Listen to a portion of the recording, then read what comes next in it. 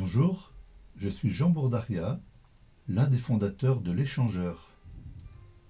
L'Échangeur est la version francophone de la plateforme d'échange de services contre du temps créée par la coopérative Our World.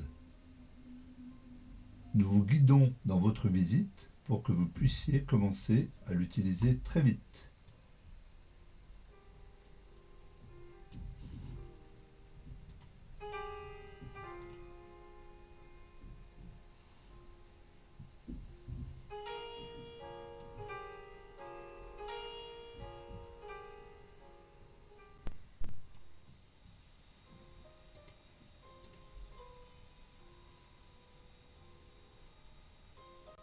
Pour me connecter à la banque de temps, j'utilise le lien qui m'a été donné au moment de mon inscription. J'indique dans la zone email mon email d'inscription et je rentre le mot de passe. Je clique sur se connecter et la page d'accueil s'affiche.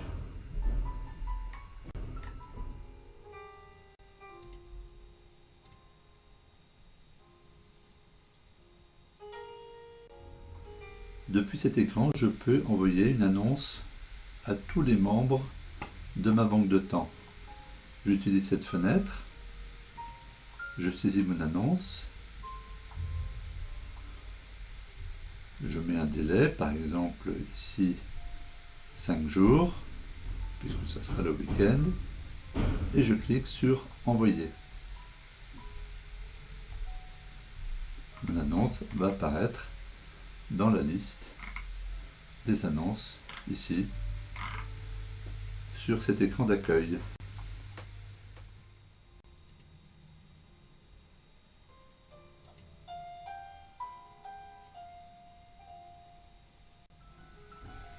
Les nouvelles offres et les nouvelles demandes sont présentées sur la droite de cet écran. Tiens, il y en a une qui m'intéresse parce que justement je souhaite changer d'emploi. Je vais répondre à cette annonce.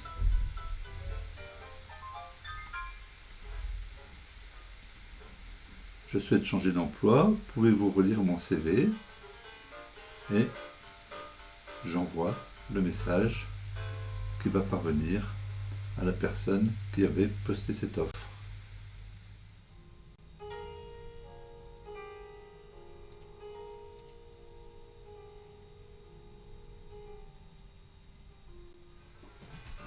On voit sur cet écran que, actuellement, mon compte présente un solde créditeur de 17 heures. Il faut que j'enregistre les heures de service que j'ai fournies à Émile, à qui j'ai apporté plusieurs fois ses courses. Je me mets donc sur le service demandé par Émile. Je clique sur l'icône heure. Il me suffit ici de saisir par exemple 4 heures et de mettre un commentaire si je le souhaite. Les moments passés avec Émile ont été très agréables. Et je clique sur enregistrer la transaction. Mon crédit d'heure, qui était de 17 heures, est maintenant passé à 21h03, qui correspondent à 51 heures fournies pour 30 heures de service que j'ai reçu.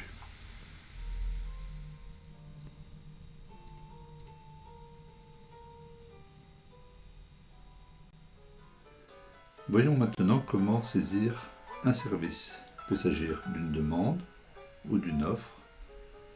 Donc je peux cliquer sur l'une des deux icônes là, par exemple, nouvelle demande. Le catalogue des services s'affiche. Je choisis une rubrique et une sous-rubrique, accompagnement pour les maladies mentales, et j'ajoute à mes demandes.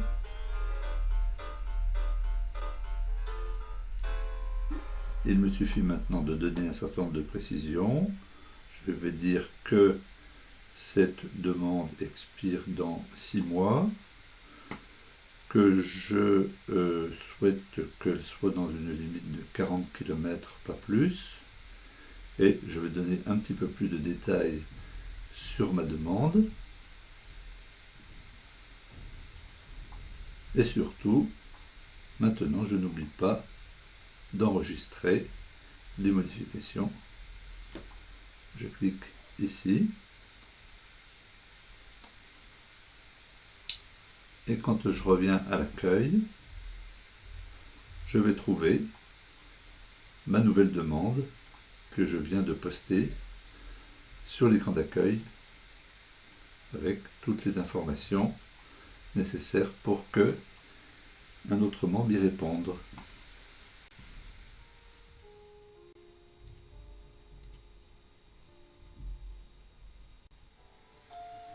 Regardons maintenant une fonction intéressante qui est la fonction groupe.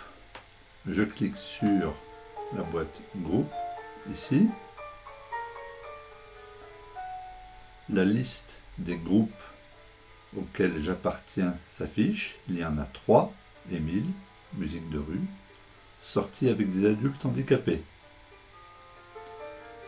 En cliquant sur l'un des groupes, j'affiche les membres qui appartiennent à ce groupe.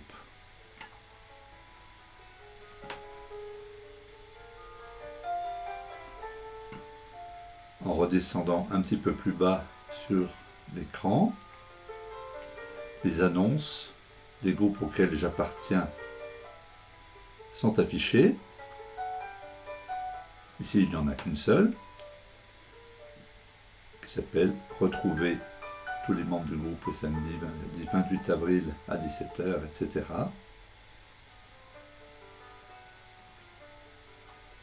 Plus bas apparaissent d'autres noms de groupes.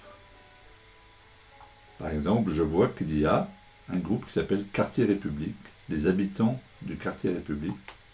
Ça tombe bien, j'habite dans ce quartier, je vais donc me joindre à ce groupe en cliquant Ajouter. Le groupe Quartier République apparaît dans la liste de mes groupes. Pour savoir qui en est membre, je clique sur ce groupe et je vois qui en sont les membres.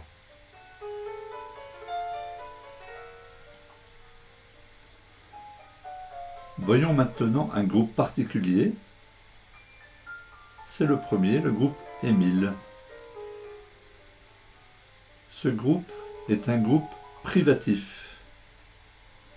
Seuls les membres de la banque de temps qui ont obtenu l'autorisation du responsable du groupe peuvent s'y joindre. Les données que contient ce groupe, que ce soit pour les membres, les services, les annonces, ne sont accessibles qu'aux membres du groupe. Aucun autre membre de la banque de temps ne pourra voir ces informations-là. Le groupe privatif est très pratique, par exemple dans le cas présent, pour organiser un service d'entraide autour d'une personne âgée dépendante, Émile Durkheim, et on a 3 voisins qui ont décidé de s'entraider pour faciliter la vie d'Émile Durkheim. Un professionnel d'intervention d'aide à domicile s'y est joint aussi pour coordonner ces interventions avec celles des voisins. Vous voyez qu'il est possible de joindre un agenda dans lequel les interventions des uns et des autres pourront être coordonnées et chacun sera informé. On a choisi ici un agenda Google, mais n'importe quel type d'agenda peut faire l'affaire.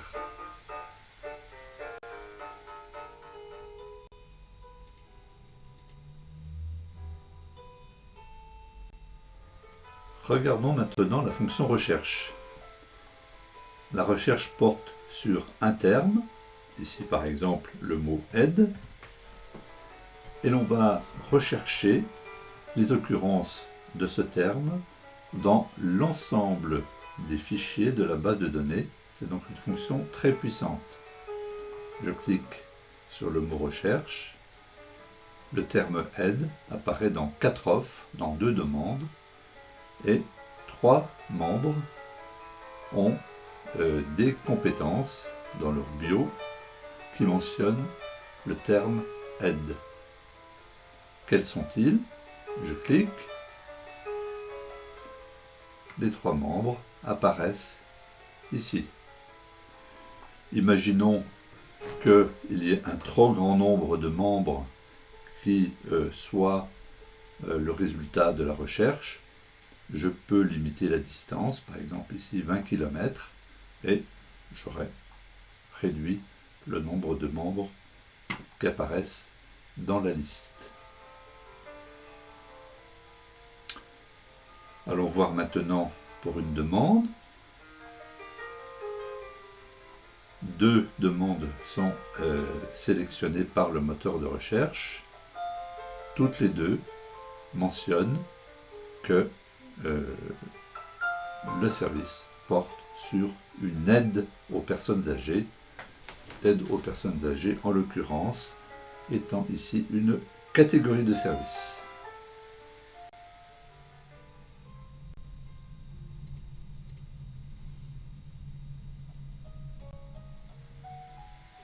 Pour terminer, nous vous présentons la fonction aide. Vous pourrez la solliciter à tout moment. Elle est organisée par rubrique. Vous pouvez chercher des aides sur la prise en compte des heures, sur les services,